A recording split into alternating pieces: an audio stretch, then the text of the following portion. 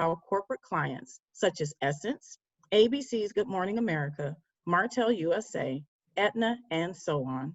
His film production company, Tyler Street Films, recently released a poignant short film called Flipped that has been featured and awarded laurels at several film festivals, including a nomination for Best Short Film at the Orlando Film Festival and Indie Night Film Festival in Los Angeles. And finally, our featured panelist of the evening is Cheryl Miller Houser, the founder and CEO of Creative Breed. Ms. Houser is an award-winning filmmaker who now applies her human-centered storytelling to marketing and helping brands and organizations drive connection, engagement, and action. She has conceptualized, directed, and produced commercials for national brands, spots for presidential candidate Andrew Yang, who happens to be my favorite candidate personally, and web series and branded content, including tonight's acclaimed feature documentary, Generation Startup. Cheryl began her career producing films, including David O. Russell's first movie, Spanking the Monkey, winner of the Sundance Audience Award, and award-winning documentaries such as Children of Darkness, about children with mental illness, which was nominated for an Academy Award. Thank you, Cheryl, for sharing and allowing to unpack tonight's film. And so I'm gonna hand over the proverbial mic to you.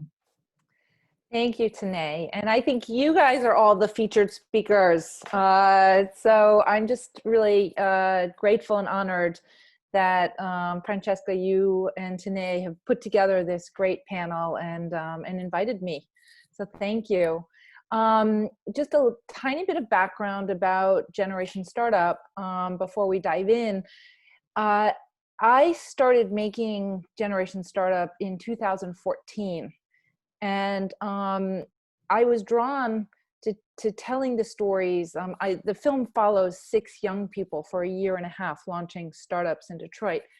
And I was keen to tell their stories because at that time I had just launched my own company.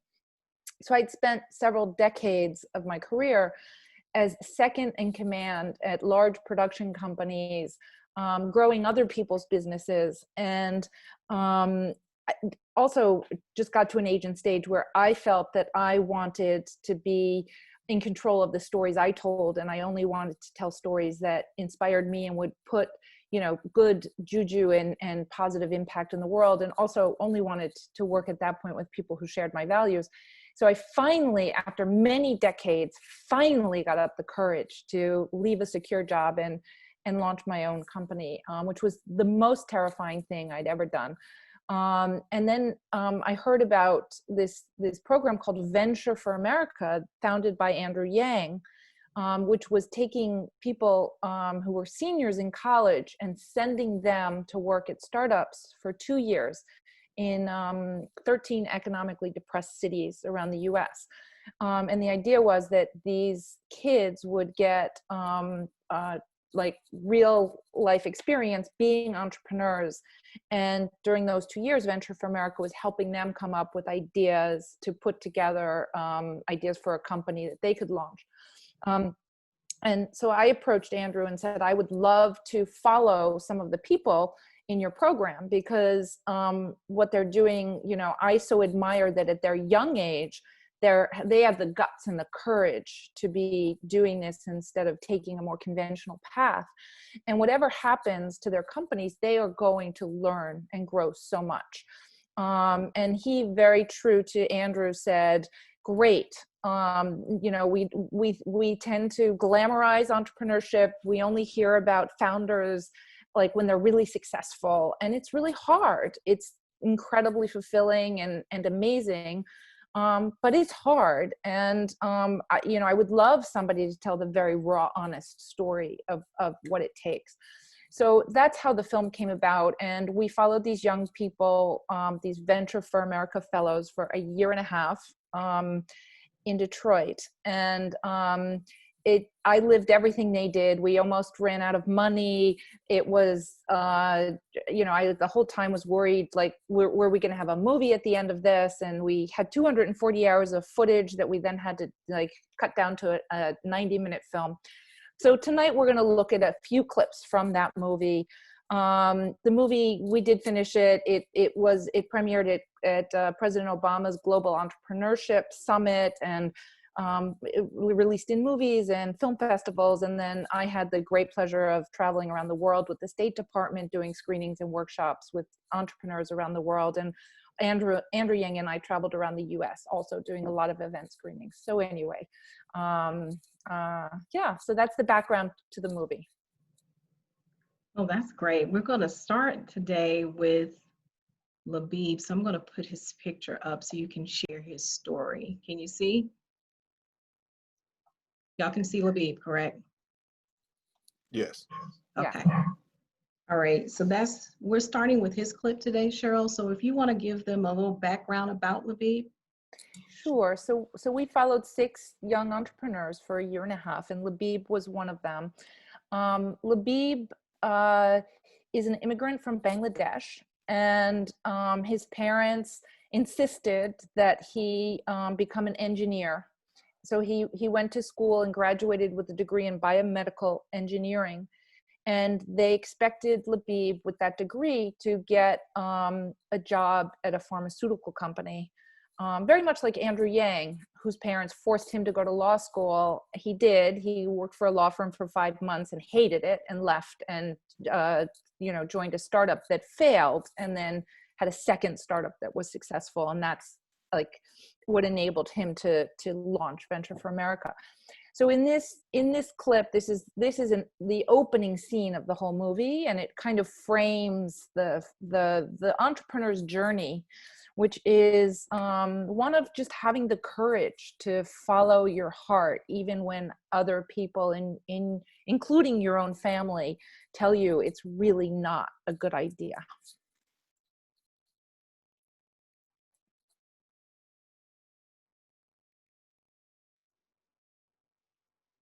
Okay. I'm going to get there. Just give me 1 second.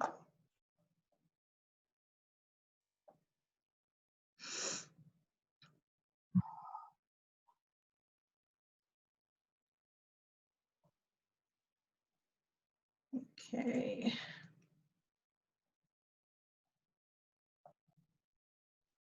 You guys can see it, correct?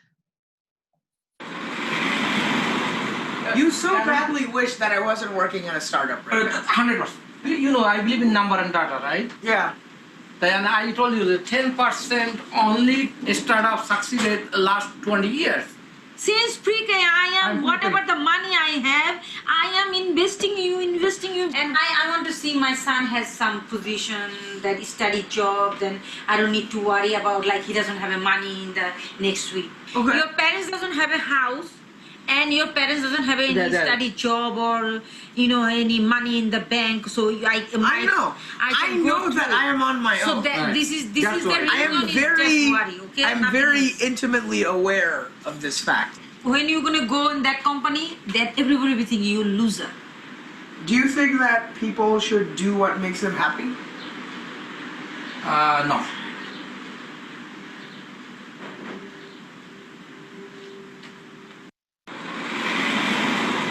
You so.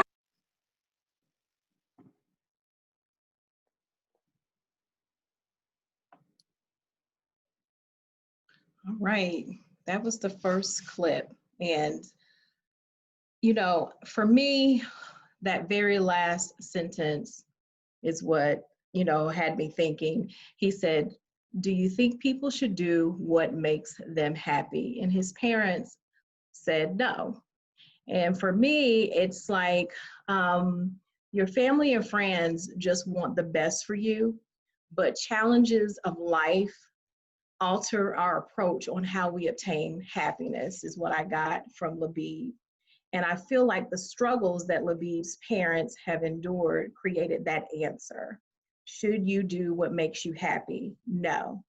And for me, I feel like the pain of things not working out for them is how they came up with that answer for their son. And when I think about myself as an entrepreneur, in my circles, I can see, I've had conversations with some of my friends as well, who would say, something similar to that. How can you leave your job? You're going to leave those benefits. How about retirement? This isn't stable. And I feel like when it comes to entrepreneurship and taking that journey, people just don't see it as something stable. And people with their life circumstances, sometimes they can't allow people to dream big, in a sense, or they just want the best for you, and they just feel like entrepreneurship is just too risky. And that's what I got out of that clip with Labib.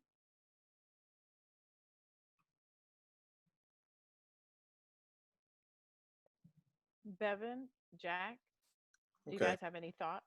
Yeah. Pretty much just piggybacking off what Fran said about being a risk taker and knowing how I came up and how I was raised. I was raised in a middle class family, but to the degree of my father was ex-military. And so you're talking about in the 60s and early 70s when factories were kind of like the big boom in the 50s and the 60s. But I'm from Memphis, Tennessee. So during that time, my father took a gamble, worked for this factory, was huge factory, and made the salaries were larger than the average job. And so he took that, but he was only there for about a year and a half before the factory went under. So some of the same things that happened in Detroit happened in Memphis, Tennessee, and a lot of urban areas. So from that, my father went to the post office. My mother's an educator, a teacher. So for them, the best way out of poverty or to lift yourself up is through education and get a job as they would call a good job, government job, or a job in a Fortune 500 company that had benefits, that had salaries, so you could have a family. So being an entrepreneur is almost opposite of that, because we know you really don't have the insurance. You don't know pretty much what's going to happen day to day. So from my upbringing, my parents, they really enforced education and that stability and looking for retirement.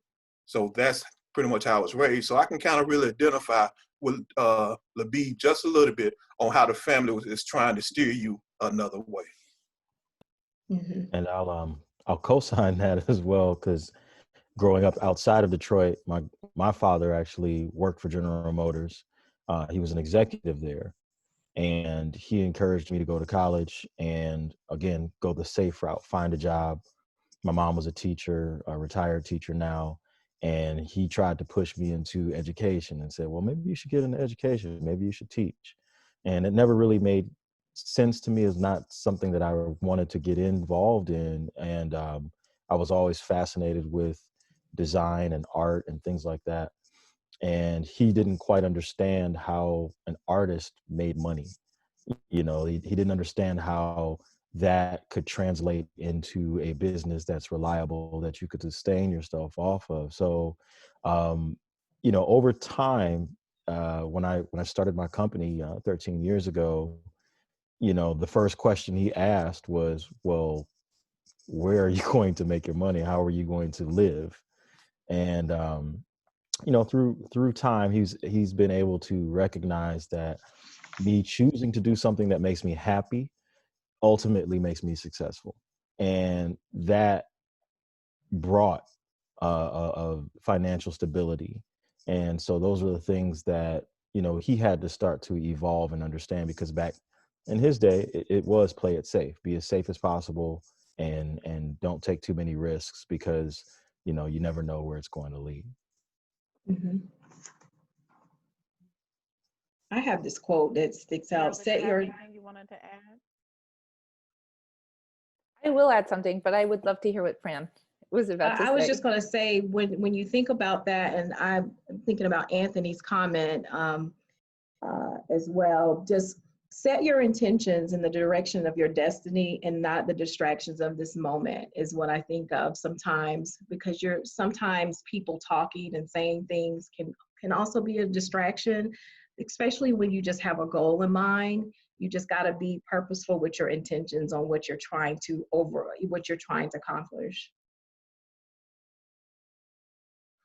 Yeah, and I think that when we did curriculum around Generation Startup, and I was reading a lot about risk, and people think that entrepreneurs are like such intense risk takers, but often they're not. Yes, they are, but they're calculated risks. So again, it's not about this idea of like, there are realities. One has to pay rent, one has to eat, but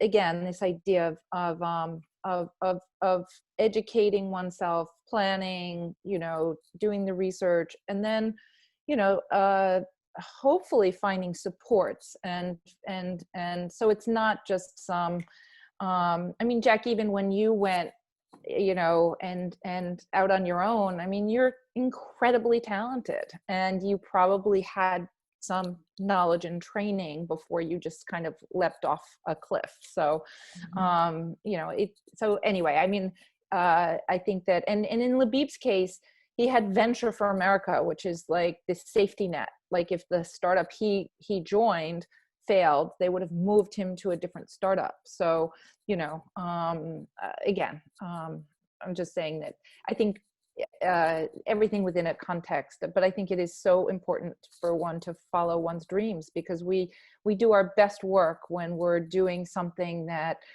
plays to our strengths and to our interests. That is when we really do our best work and reach, have the chance to reach our potential. Yeah. Well, our next person is Dextina. So I'm going to show her picture. And you can kind of give us some background on her. So Dextina Dextina grew up in poverty and went to MIT and graduated with a degree in mechanical engineering. She's now getting her master's degree at MIT in mechanical engineering.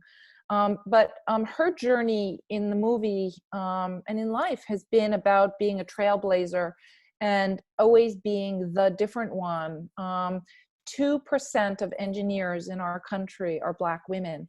So she really is usually the different one in environments. And so the first clip is filming with Dextina alone late at night, because she takes on way too much at work, and then she feels that she needs to like put in double the time as everyone else to get people's respect.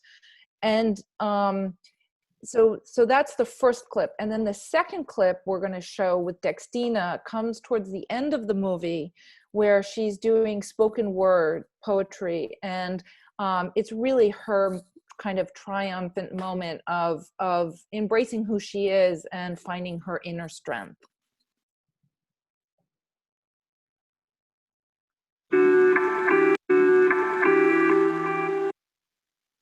Okay. Just want to make sure that I have this, that you guys can see the clip.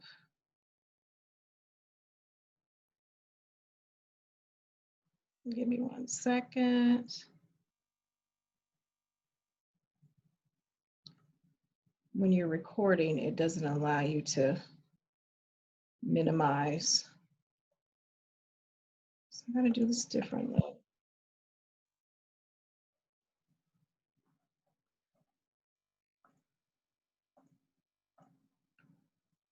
All right, here we go.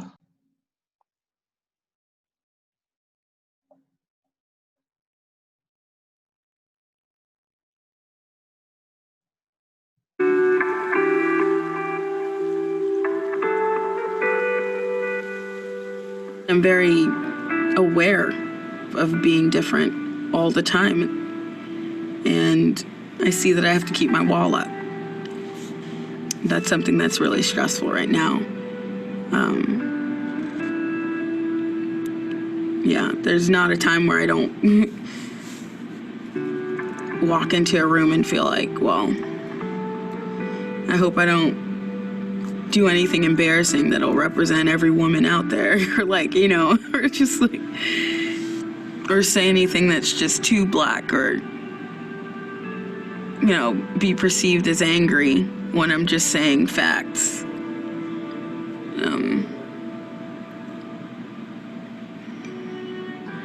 it gets old.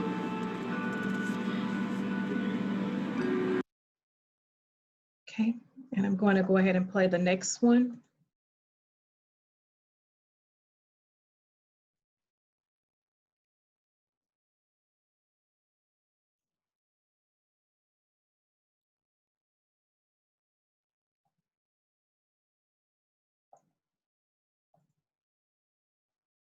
Okay.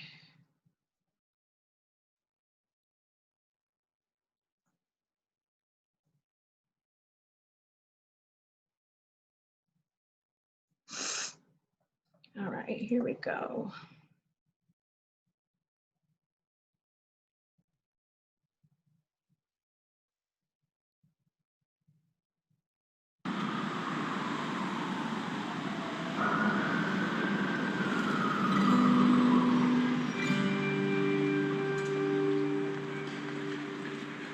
I find that most of my friends here who are in startups are white. And most of my friends here who are in startups are white men. There is a struggle to be my most authentic self. Writing definitely helps me to reflect. It helps me really digest what's going on around me. What does it feel like trailblazing? It's like waves in physics and phasing, basically always trying to fit in a foreign location where I wasn't meant to win. Always the first to do it in my skin, but never really achieving perfection. Too busy breaking down doors when they won't let me in. There is a real tension in Detroit, an us against them type tension that is happening with the young talent that's coming in, particularly when the young talent isn't minority talent. It goes back to that reinforcing loop. Detroit can be greater if it finds a way to break down the barriers and the walls that tend to happen. It is very important that more women, more minorities are in leadership. Not only who has the opportunity to have an opportunity, but who has the opportunity to offer an opportunity. That hope that you feel that's almost gone is still there somewhere. Wanting to know that something else is happening out there, something bigger than yourself. Half-ass will no longer cut it because half-ass failure always causes a what if, like, what if I were whiter? They're calling me a rebel when I'm just a fighter who refuses to settle for my pockets to be lighter.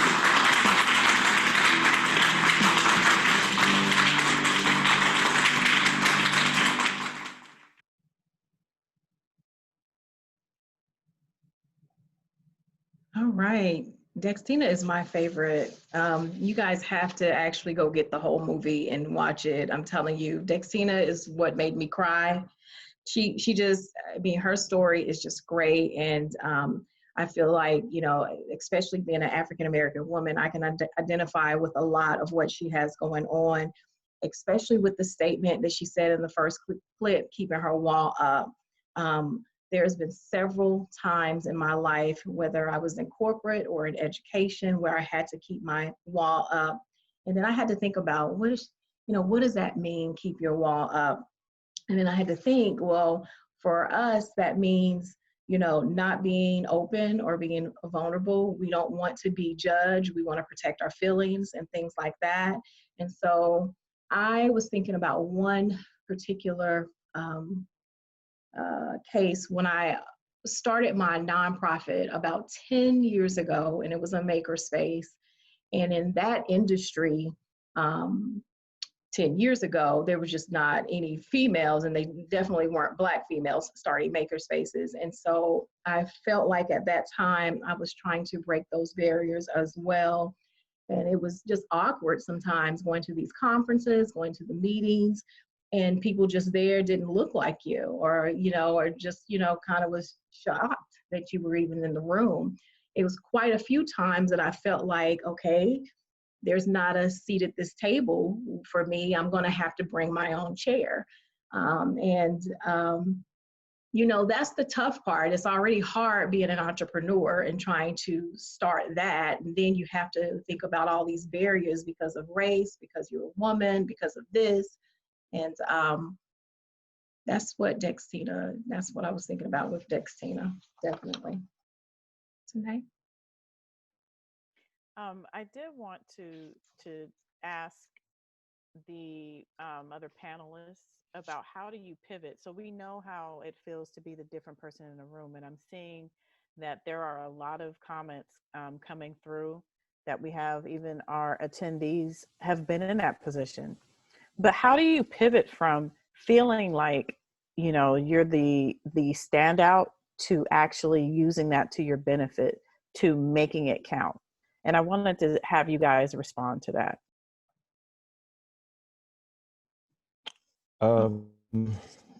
Let's see. I I grew up in an environment where I was normally the only Black person, and um, then I had the opposite experience when I got to college, and I was in an all Black environment. And then leaving school and entering the professional world, back to the reality where I was typically the only Black person, a lot of times the only Black male.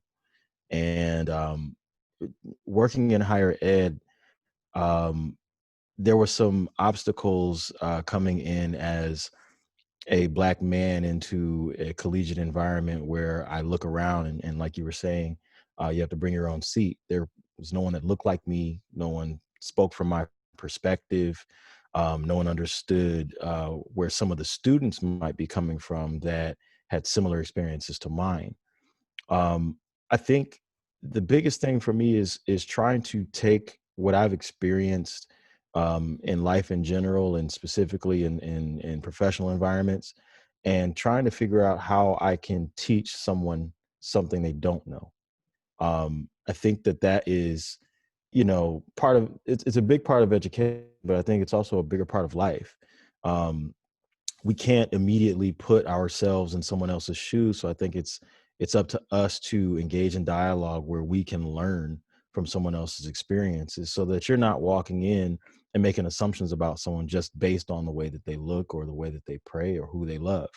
I think those are some of the things that I took through my life's travels, and back into a professional world, like I said, where I was typically the only Black person.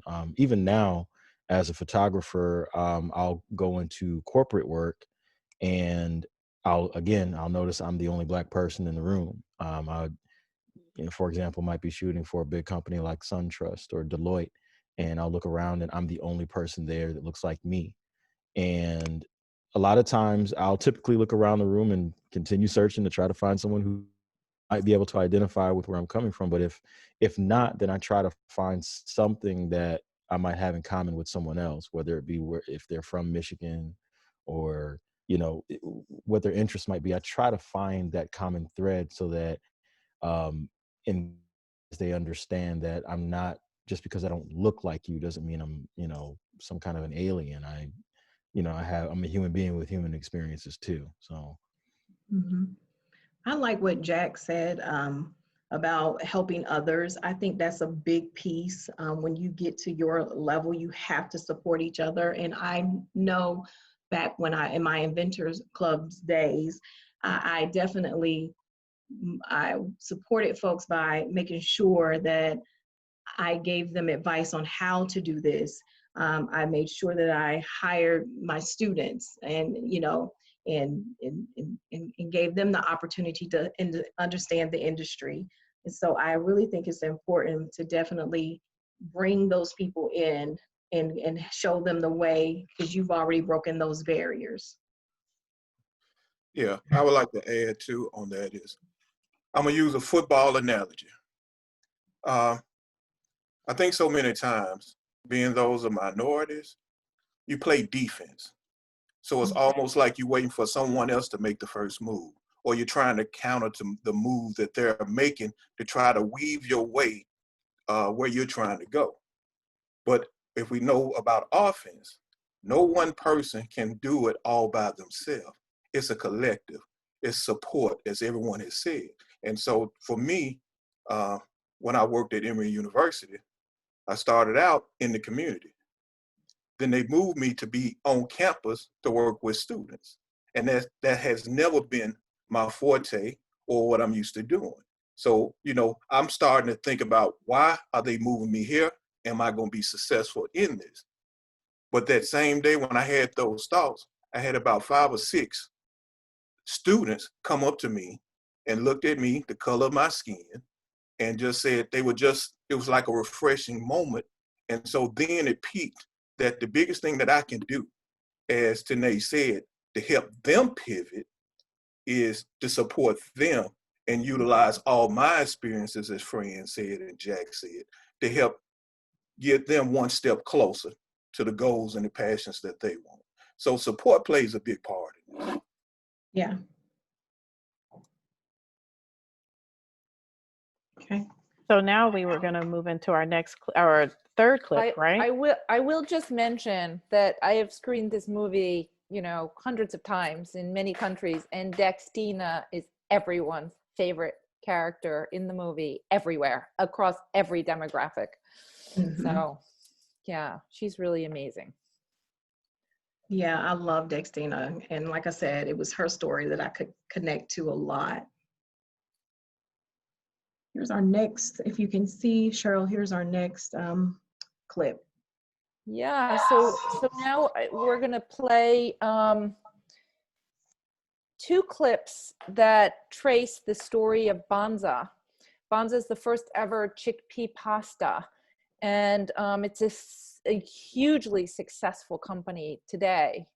But when they started, it started the way that many companies start. The founder, Brian Rudolph, was gluten intolerant, and he loved pasta, and he couldn't find a pasta that was gluten-free that he liked. And he started playing around with chickpea flour in his home kitchen, and he started taking this pasta to work for lunch. And then the people at his company where he was working, they were eating this pasta, and they said, this is really good. You should launch a company around this pasta. And so he could make the pasta in his home kitchen, but he could not figure out how to scale, which is a big obstacle for companies that want to grow. How could he make it in a factory? And it just kept turning to mush. They couldn't figure it out. And they had a near-death experience. So anyway, that and they just launched a new product a few weeks ago, which is frozen pizza with chickpea crust. But it's one of the most successful pasta companies today, and they launched only in 2014 in a totally new category. Okay, this clip is going to be, it's titled Making a Deal.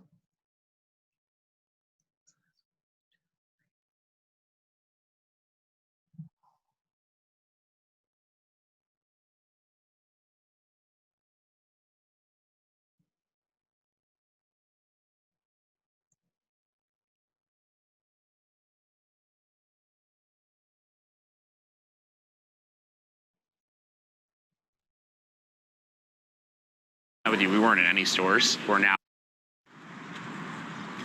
When we first met with you, we weren't in any stores. We're now in almost 750.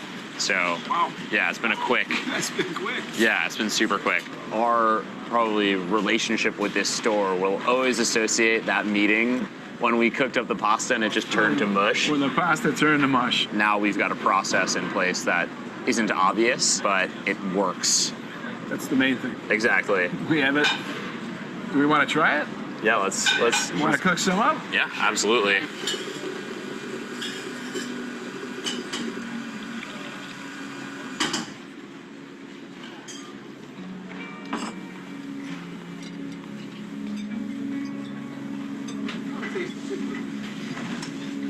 You know what? This is 100% improvement. Okay, I'll take it. 100%. You know what? I'll tell you what. We have a deal. We have a deal. We're going to put it in the store. Good man. Trust me, I had some doubts. You had some doubts going into this. I had some doubts going into this again. Yeah. I'm going to call my brother up and tell him how great it was.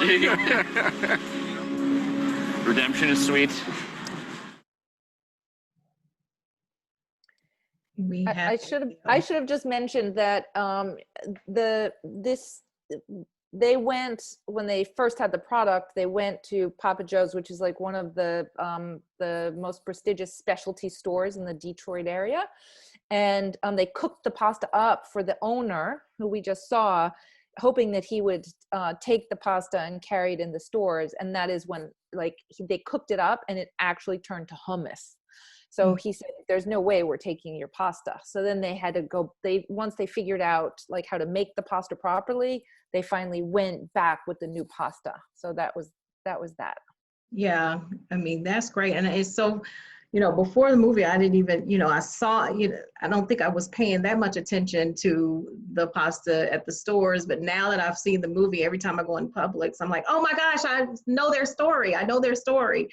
So it's exciting to see that when you have your idea come to life. And so what I got from this clip was, because in the movie, you really see their struggle. I mean, it gives you, we just showed you just a minute of it, but if you watch the movie, you're going to see how these guys just still, they that grit, right? And what I see is you have to see your failures as the beginning, in the middle, but never the end, because they could have given up, right? And just said, this is not going to work. But they just kept being persistent. And then finally, those golden words, you have a deal, right? Let's do this. And that's what every entrepreneur is looking for, that deal, that first sale, whatever it is, that is like, ah! And I'll never forget when I have launched my company this year, Paper Birch, and I had the website up, and it was a month and a half, nobody bought anything, and then the pandemic hit and nobody still bought anything. And then finally I got that one sale, and it just makes you so happy, even though it's the smallest thing. It's like, oh my God, I finally did it, somebody recognized me. And that's what I see when I see the Bonza story. Definitely. So I just want to continue that. Yeah, I was going to say, let's continue that conversation. And I even put the question in the chat, but true entrepreneurs know that running a business takes that true resilience, grit, and determination. So how do you deal with the no's and the failures? What are some of the things that you have done to push forward?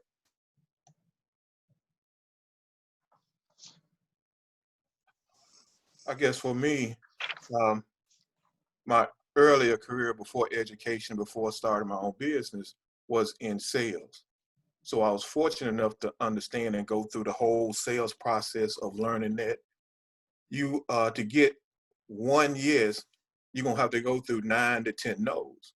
So you can't take it personal. If you want to sell 100, you have to really go out and talk to 1,000. So that kind of steered and taught me.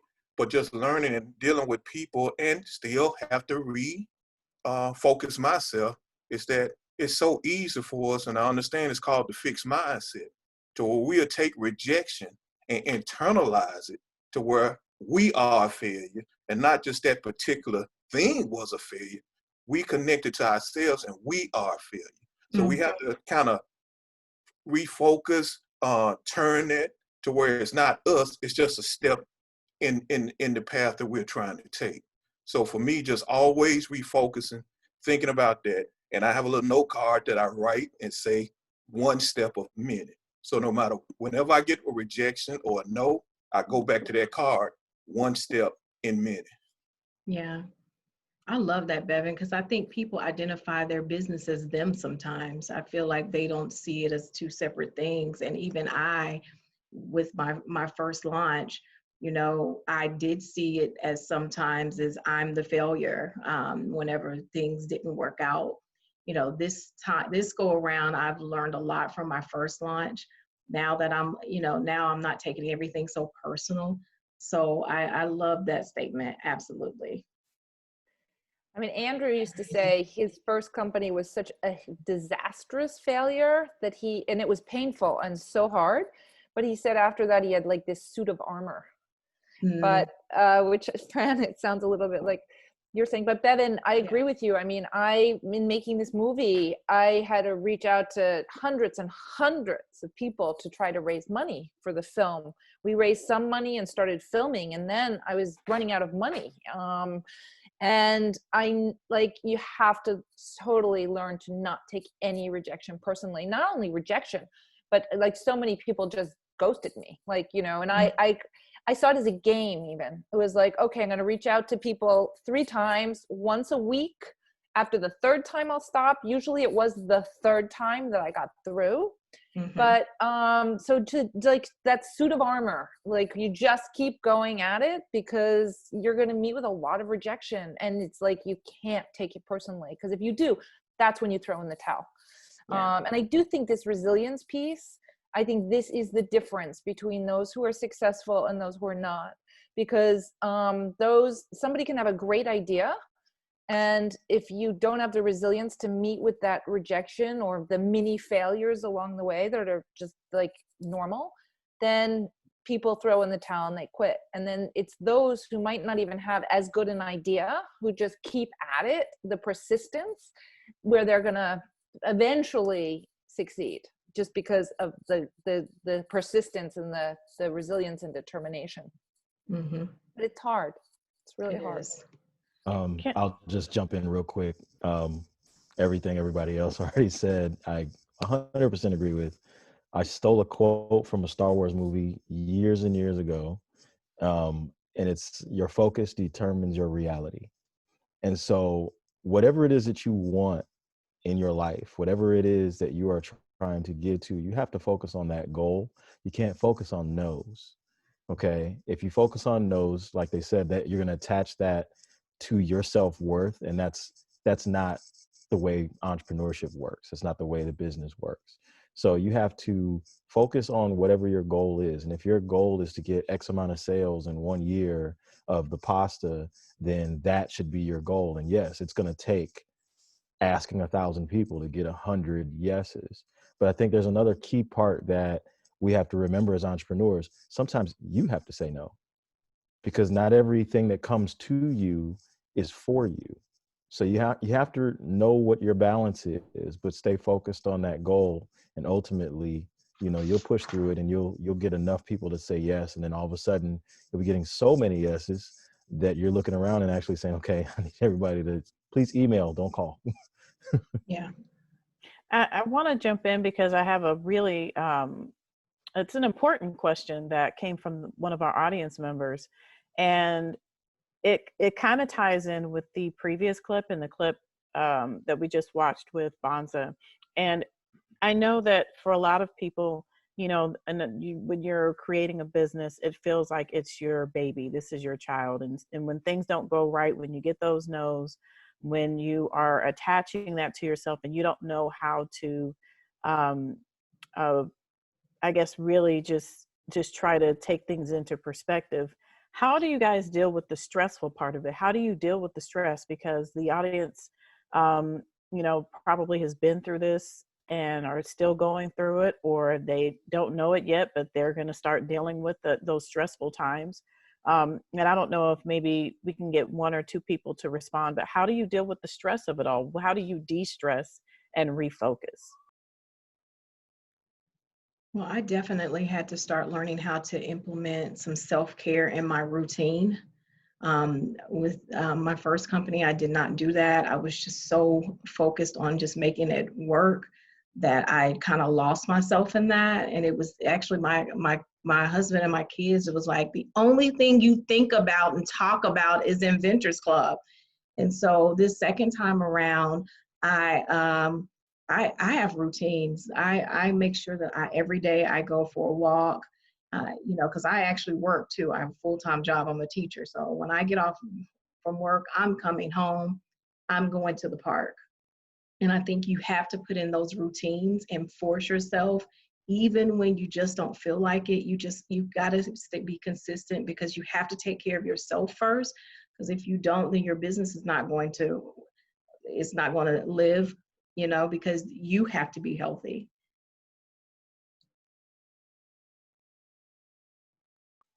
Cheryl, did you want to Or Jack or Bevan, did you guys I want to think take that's- that one?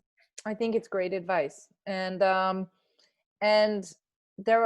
you know, there are moments along the journey where I am full of self-doubt and where I beat myself up. But then again, I love that your focus determines your reality. I mean, that is it. Like, my daughter is a software engineer, and we were video chatting yesterday, and she said that she feels like a failure because she like has mistakes when she's coding. And I'm like, that's normal. Like, and actually I think that the movie, we have this tagline, learning to fail, redefining success.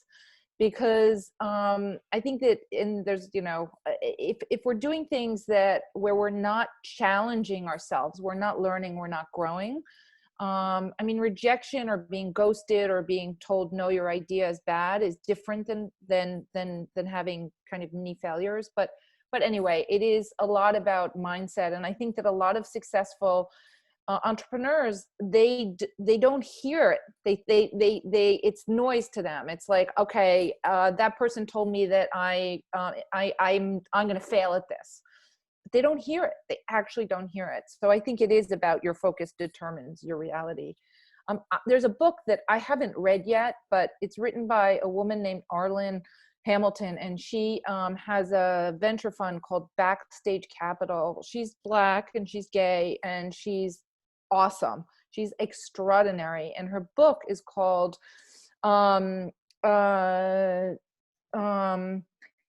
it's about damn time, how to turn being underestimated into your greatest advantage. So she probably has a lot of speaks to this in the book probably, but anyway, it really is mindset.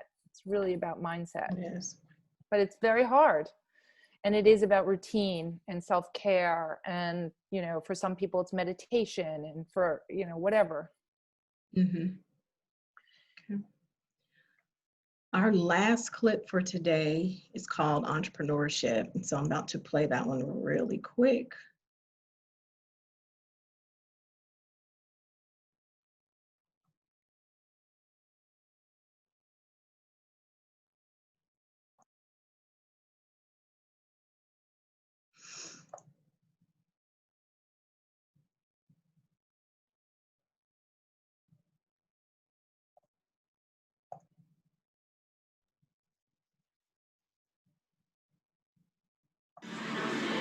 The city is so downtrodden right now. You're wondering how much of a difference you're actually making. But at the same time, like, you are one small business in a very small community of small businesses. And you have to tell yourself, this is like the early stage renaissance of a city that's kind of just starting to come back up. Entrepreneurship is the quickest way to job creation. It's the same thing that made it important to have entrepreneurs here 100 years ago. The person that's coming to work and earn that good wage at the high-tech job needs somewhere to get their hair cut. They need somewhere to buy a cup of coffee. They need somewhere to get a sandwich during lunch. And so it creates this reinforcing loop. There's this perception that now is the golden age of entrepreneurship, and that's really not borne out by the facts. Right now, we don't have enough people engaging in invention, creativity, risk-taking. And so what's at stake is, what is our economy going to look like? Where are the jobs going to come from? If we can get more of our young people in position to become builders, then that has profound effects on the future.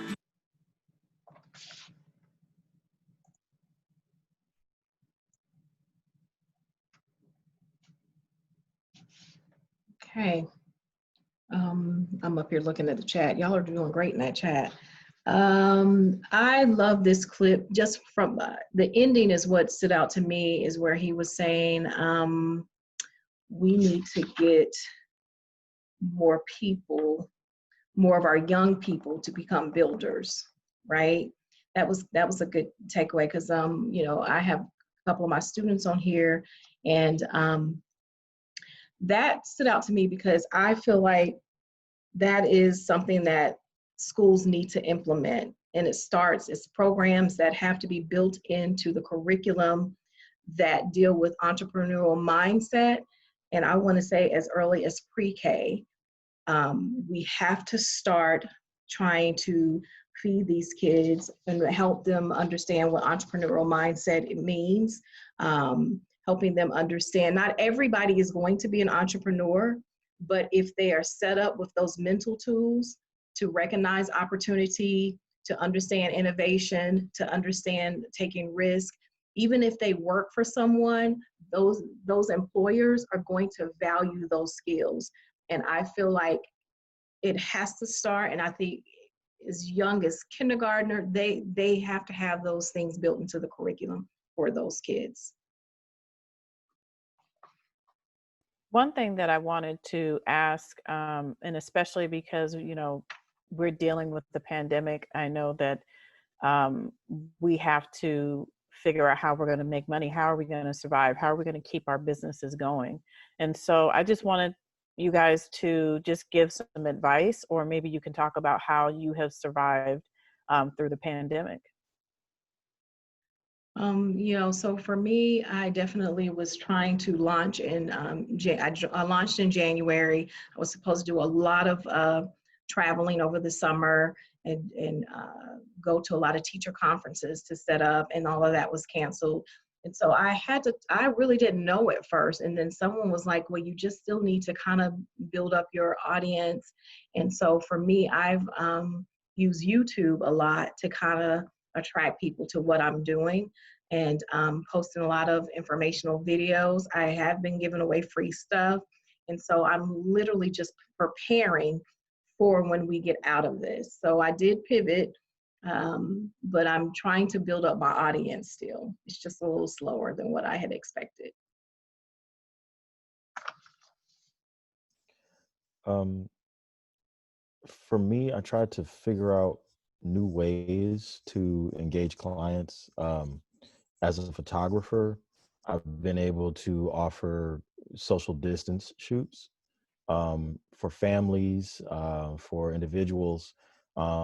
Basically, I just guarantee that we are not going to come within 10 feet of each other. It is a little different because I like having a personal touch to photographing people and doing portraiture, but I've actually have not slowed down during the pandemic. I've actually picked up a lot of business. A lot of people have kind of looked at this time to either reinvent themselves or reinvest in their own businesses. I've done a number of in-store product photo shoots, a lot of family photos. I think a lot of people are spending a lot more time together within their own household, obviously. And I've had a number of clients have me come to their home in their backyard or out in their front yard, and we capture them there. So, you know, I think it's been a challenge for a lot of folks, but I think really it's trying to figure out a way to present yourself in a way that maybe other folks never really thought of. Most of the summer I spent outside. We didn't shoot in studio at all. So that was another option that we had to kind of follow.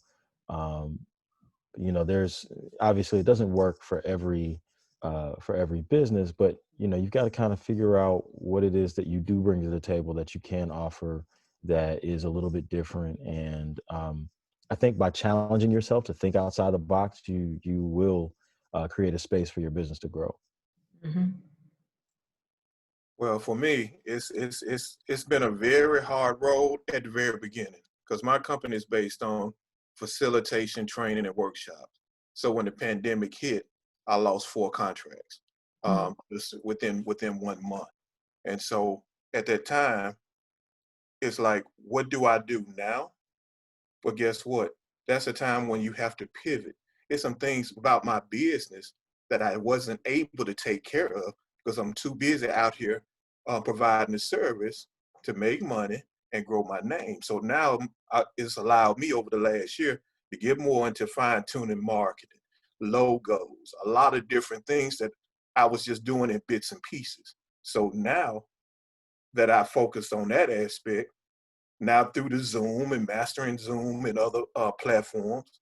Now the training and workshop piece is starting to pick back up now. So I'm in a better position now. And that's what we talked about earlier, just cannot, you have to have that persistence and don't give up. Just figure out your next step. I mean, entrepreneurship is at heart about solving problems. So, you know, it is about, and pivoting. That is also like central to entrepreneurship. So, so for those of us who have businesses, it's about like pivoting.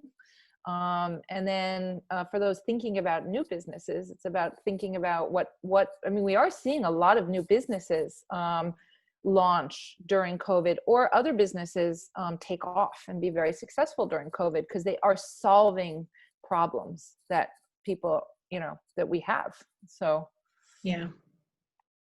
Yeah, and at the end, I think we'll be okay. It's just we just got to get out of this. And so I'm looking forward to what's in front of us. I'm still going to build and plan, and we just got to be hopeful.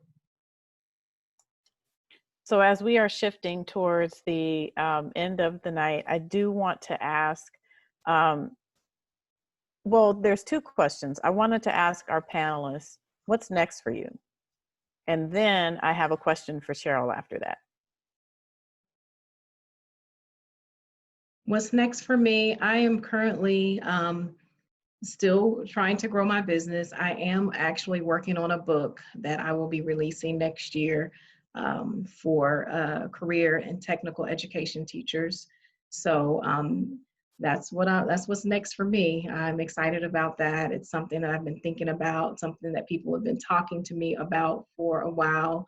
And so I finally am just going to do it. You know, I started writing it about a month ago, and I'll be releasing it next year. What about you, Bevan? That's great, Fran. Awesome. For me, similar to Fran, I'm a co-founder of a nonprofit, and what we're doing is, well, I'm working on my second book, but we're working on it coming from the voices of children, talking about the age of the pandemic, the challenges they face. So that, and also launching my mentor program as well. That's great, Bevan. And Jack, what about you? Currently working on scripts for a few movie ideas that we'd like to shoot next year, and hopefully helping my wife publish her book in the next few months. Yay! I was gonna say that. I was gonna mention it. I took your answer. yeah, Tanae, I was going to ask you, what's next, or what are you up to, and what's next for you? Well, okay, I'll go, and then it's your turn, Cheryl. So yes, he's right. I am working on publishing my children's book. I wrote 3 manuscripts in 2011 and then sat on them, and he's been fussing at me ever since. And so finally we decided in the pandemic that I needed to just do it, because what else do we have to do? That's right. Yay. So I started Give Me Sugar LLC. So that's the name of my publishing company. Nice. I have to say, I love how supportive you two are of each other, because that's another piece that in order to be a successful entrepreneur, we need to be surrounded by support from our partners, from, you know, our life partners, from our partners in business, from, you know, and also there's a huge burden that women, we're seeing with the COVID now, the numbers are really staggering, how many women are leaving the workforce or giving up, you know, their whatever. So it's wonderful to see a supportive husband, really wonderful and important. So what's next for you, Cheryl? Like Bevan, I was coming into, you know, March, like guns blazing with like a lot of big speaking engagements and also film projects that have, you know, were, I would say put on hold, but I don't know if they'll be come back. But And then have taken time to step back and think about how do I expand what I do to bigger than, you know, filmmaking and workshops. And I have been doing a lot of workshops and online, and I've done some filmmaking in the way that Jack talked about, like filming outside or, you know, tiny crews and all that. But I'm also taking this time to develop some projects. So some new feature docs that take time to develop. For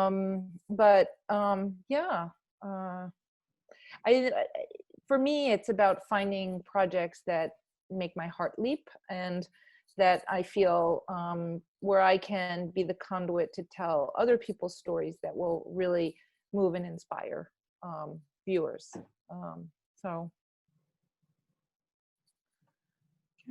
That's awesome. And I know that this is the time too. This is the time to start focusing on what else can we do. And I just love the fact that the word pivot keeps coming up. And that's like the vocabulary word for tonight. Everybody is pivoting, whether you are working a full-time job and pivoting, or you're an entrepreneur and pivoting.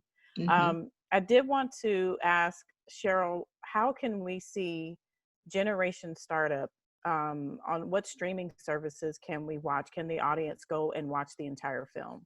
Oh, so I should be able to rattle them all off, but it's definitely available on Amazon, iTunes, Vudu, and there are a number of others.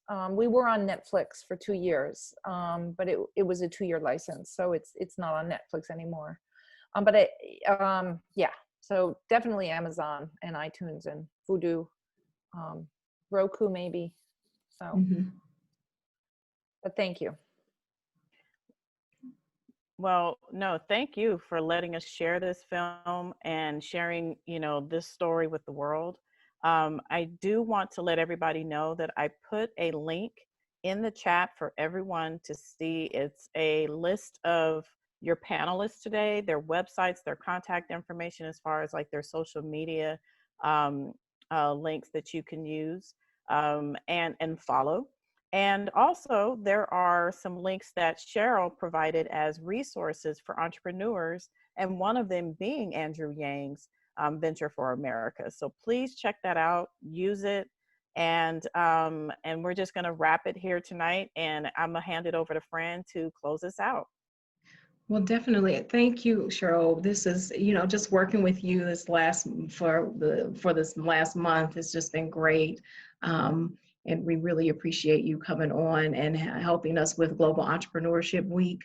We will continue on tomorrow. If you haven't gotten your tickets, we have our young entrepreneur panel. So it's the young folks, y'all. I think it's people as young as 12 to as old as maybe 20, maybe. I don't know. Deborah would know. But let's hear what they have to say tomorrow. And then also tomorrow night is going to be the business of YouTube and TikTok. So if you want to, while we're pivoting and we need to learn how to use all this social media, we have 3 experts that's going to be sharing with us how to do that. Please definitely tweet or post using hashtag GEW2020. And you can go to the website, gewthrive.com, to get more information about our events. I will end it with something that Tyler Perry said. He said that every dreamer in the room, please make sure you understand that there are people whose lives are tied into your dreams. So go forward, guys, move forward with your dreams, whatever it is that you're trying to do, because someone else is connected to what you're doing and your purpose. And if you don't start your purpose, they'll never be able to get to where they're trying to be. So definitely understand that people are connected to you and your dreams. All right. Thank you again. Enjoy your night. Bye. And thank you, panelists, for joining us. You guys were awesome. Thank you for engaging. Absolutely. Thank you all. Thank you for having me. Y'all have a good evening. Bye-bye.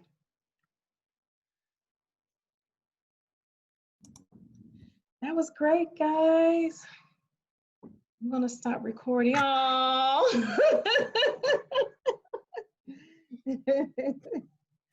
So it was funny trying to again, well, when Fran reached out initially, I did not get back right away because I used to have a team of people helping with the film, and I wasn't doing the admin stuff on like getting the film out into the world. I would show up for events, but it's like and